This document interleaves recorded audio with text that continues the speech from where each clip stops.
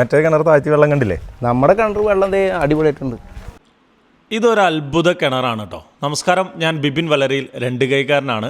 ഈ ചേട്ടനോട് സ്ഥലം മേടിച്ച് തൊട്ടടുത്തൊന്നും വെള്ളമില്ലെന്ന് പറഞ്ഞപ്പോഴാണ് വീട് പണിയാൻ പറ്റൂല, വീട് പണിയണമെങ്കിൽ വെള്ളം വേണമെന്ന് പറയുന്നത്.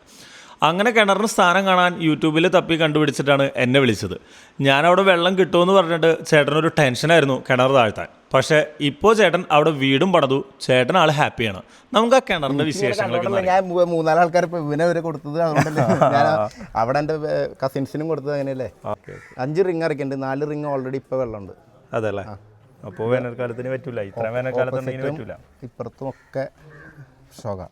ഇത് പക്ക എന്താ വെച്ച് കഴിഞ്ഞാൽ ആ കിണർ പോയി ചോട്ട് നോക്കിക്കോ, ഈ കിണർ പോയി നോക്കിക്കോ, ഒക്കെ ഒരു റിങ് വെള്ളമുള്ളൂ, ഒറ്റ റിങ്ങിൽ വെള്ളമുള്ളൂ. അതെ, ഇതിലാണ് ഇപ്പോൾ ആകെ. അതും എനിക്ക് ഡെയിലി ഇപ്പോൾ ഒരു 1.5 റിങ് 2 റിങ്ങിൻ്റെ അടുത്ത് എനിക്ക് നനയ്ക്കാൻ വേണമായിരുന്നു. തേപ്പ് ഇപ്പോൾ തേപ്പ് കഴിഞ്ഞുള്ളൂ. ആ 2 റിങ് വെള്ളം എടുത്ത പിറ്റേ ദിവസത്തേക്ക് വീണ്ടും അതേമാതിരി തന്നെ നമുക്ക് കയറി നിൽക്കുന്നുണ്ട്.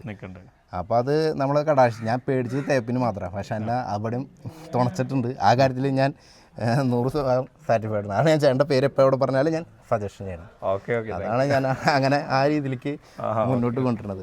നമുക്കതിന് ആ കാര്യത്തിൽ ഞാൻ ഭാഗ്യവാൻ തന്നെയാണ്. വെച്ച് കഴിഞ്ഞാൽ ഇവിടെ കഴിഞ്ഞ കൊല്ലമൊക്കെ ഇവരൊക്കെ പറ്റിയിട്ട് വലിയ പ്രശ്നമായിരുന്നു, വെള്ളം പറ്റിയിട്ട്.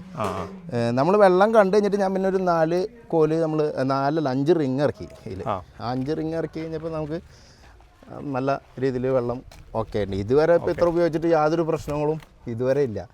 ഇനിയിപ്പോൾ എന്തായാലും നമുക്ക് കുടിവെള്ളം എന്തായാലും യാതൊരു പ്രശ്നമില്ലാണ്ടെന്ന് കിട്ടുമെന്ന് വിചാരിക്കുക.